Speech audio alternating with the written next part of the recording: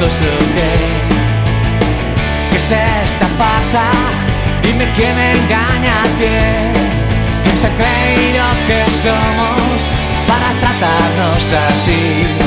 Solo sé que así no se puede seguir.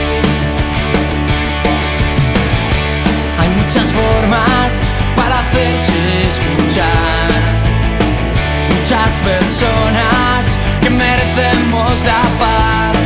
¿Por qué odiar al diferente si no es como los demás? Cuando todos somos gente nada más. ¿Por qué no ser amigos, estar unidos, vivir sin miedo y en libertad? ¿Por qué no dar la mano, ser como hermanos? ¿Por qué no intentamos vivir en paz? ¿Por qué no ser amigos, estar unidos, contar conmigo lo que Dios pueda ayudar?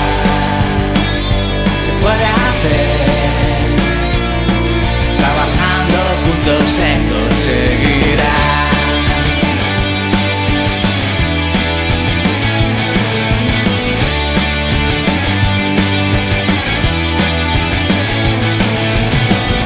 Y yo no comprendo esta mierda de sociedad.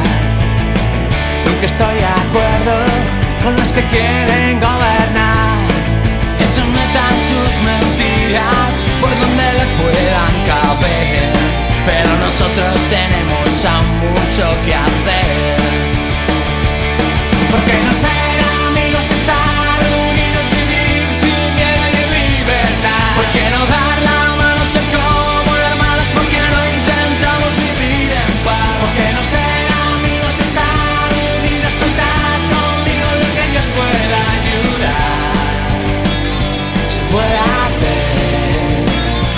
voluntad, empezando por amar y respetar.